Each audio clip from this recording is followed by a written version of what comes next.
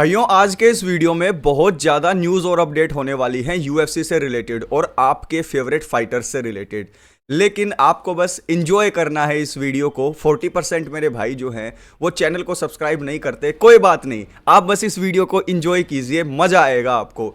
देखिए, यूएफसी 315 का इंतज़ार हम सब कर रहे हैं कि यार जल्दी से आ जाए, लेकिन उसके अंदर एक फाइट कैंसिल हो गई है। योएल एल्वारेज की जो फाइट होने वाली थी बेनवा सेंडिनी के खिलाफ, बीएसडी के खिलाफ, वो कैंसिल हो गई है क्योंकि हैंड इंजरी हो गई है योएल एल्वारेज को। तो यहां पर बीएसडी को एक शॉर्ट टाइम पर नया अपोनेंट मिलेगा, लेट रिप्लेसमेंट फाइटर मिलेगा, या फिर एक नई फाइट हमें यूएफसी 315 के मेन कार्ड में ऐड होती हुई मिलेगी। अब देखने वाली बात होगी। और उसके साथ साथ कोरी सैंडहेगन, यार किस तरीके से जबरदस्त परफॉर्मेंस दिया उन्होंने।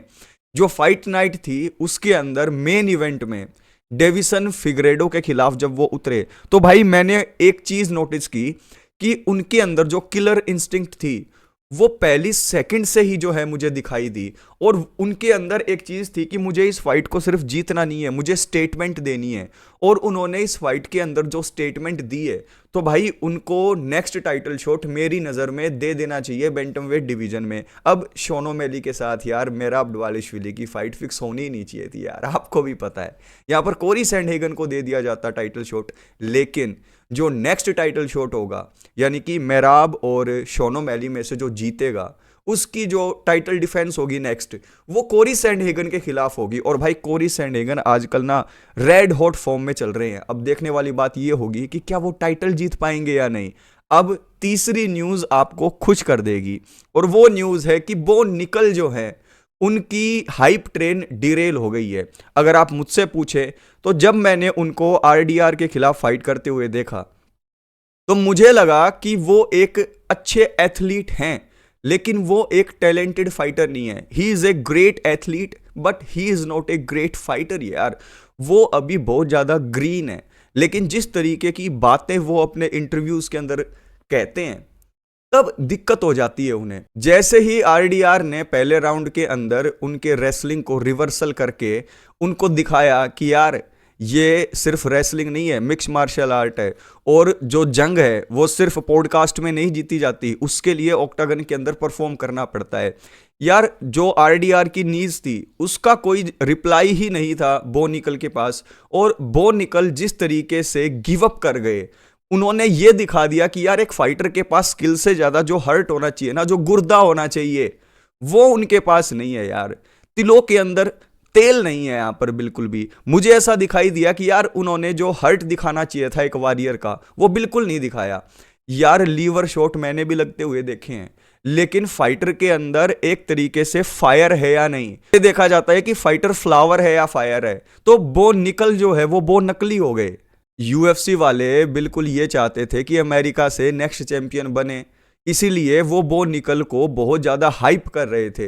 लेकिन आजकल ये देखा गया है कि यूएफसी वाले ना रोंग बंदों को हाइप कर देते हैं, जिनको हाइप अप करना चाहिए उनको करते नहीं है। आरडीआर को हाइप करना चाहिए था, लेकिन उस बंदे ने दिल जीत लिए हैं, और भाई मेरी नज़र में आरडीआर के ऊपर नज़र रहेगी।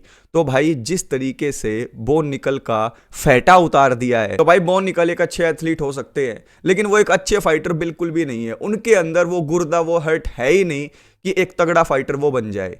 अरमान सारूकियान ने कहा कि मुझे मट्यूस गैमरोट के साथ फाइट करने के लिए यूएफसी वाले कह रहे थे, ये तो मेरी बेइज्जती हो गई, मैं क्यों कर लूं अपने से नीचे रैंक वाले के साथ फाइट।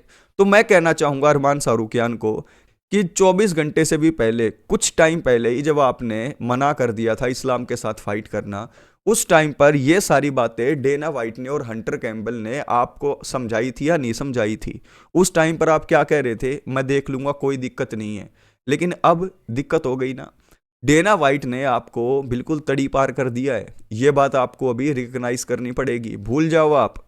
देखिए, यहाँ पर अरमान सारूकियान का नज़रिया ये था कि अगर मैं हरा देता गैमरोट को और मैं कहता कि मुझे टाइटल छोड़ दो, तो यूएफसी वाले बोलते किसको हराया? गैमरोट को? नहीं, एक दो फाइट और करो।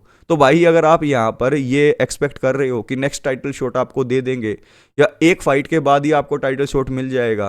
तो भाई डेना वाइट का आपको पता नहीं है, डेना वाइट ना रैली निकाल देते हैं। ये बात जाकर आप जो है बिलाल मोहम्मद से पूछ लो। और अगर आपको और ज़्यादा डीप डिगिन करना है तो आप मौसा रेवलेव को फ़ोन मिला सकते हैं, या फिर जो एनक्लेव है उनके पास आप चले जाना, आपको सारा सिनेरियो वो समझा देंगे। तो अरमान सारूकियान भाई आपको फाइट करनी पड़ेगी लोअर रैंक अपने जो अपोनेंट है उनके साथ, चाहते हुए भी ना चाहते हुए भी। यूएफसी वालों ने रिपोर्टर्स के जवाब देने के लिए लोरा सेंको को भेज दिया।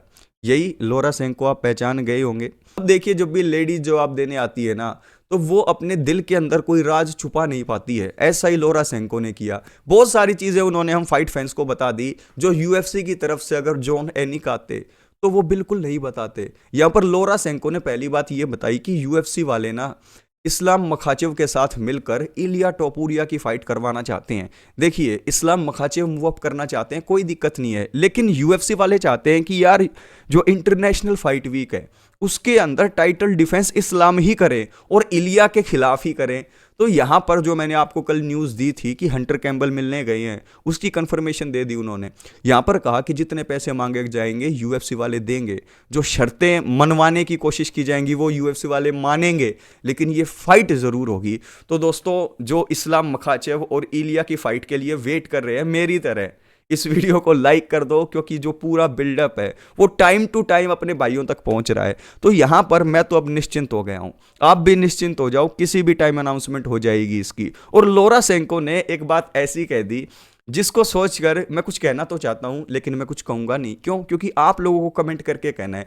लोरा सेंको का कहना यह है कि यार जो जीएसपी हैं और जो बिलाल मोहम्मद है उनमें कोई फर्क नहीं है। बिलाल मोहम्मद को डिसीजन से जीतने वाला चैंपियन तुम कहते हो, तो जीएसपी कौन सा हर फाइट को फिनिश कर देते थे? अगर स्किल को देखूं, ओरा को देखूं, परफॉर्मेंस को देखूं, तो बिलाल मोहम्मद और जीएसपी के अंदर कोई भी फर्क नहीं है।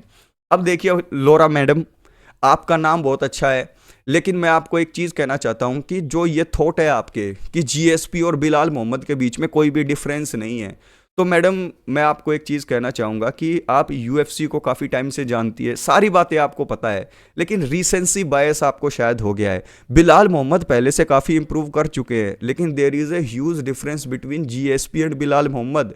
ये क्वेश्चन अगर आप खुद बिलाल मोहम्मद से भी पूछोगे तो भाई आप यकीन नहीं करोगे, बिलाल कहेंगे देयर इज़ नो डिफरेंस।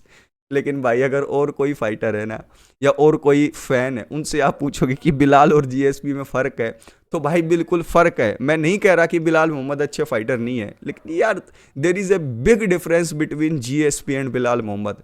अगर जीएसपी को ओवरटेक करना है या उनकी लेगेसी से बेटर लेगेसी बनानी है, तो आपको पहले तो अपने डिवीजन के अंदर कई टाइटल डिफेंस करने पड़ेंगे, उसके बाद आपको नेक्स्ट डिवीजन में जाकर भी बेल्ट जीतनी पड़ेगी। तो अभी बहुत रास्ता तय करना बाकी है बिलाल मोहम्मद को। तो भाइयों, आज के इस वीडियो में यूएफसी से रिलेटेड जितने भी न्यूज़ और अपडेट छाई हुई थी आपके साथ डिस्कस की है। और इस चैनल पर सिर्फ न्यूज़ अपडेट नहीं आती, फाइट की एनालिसिस, प्रेडिक्शन और सारी चीज़ें आपको मिलती है। तो चैनल को सब्सक्राइब ज़रूर कीजिएगा, और ये वीडियो पसंद आई हो तो लाइक ज़रूर करना है।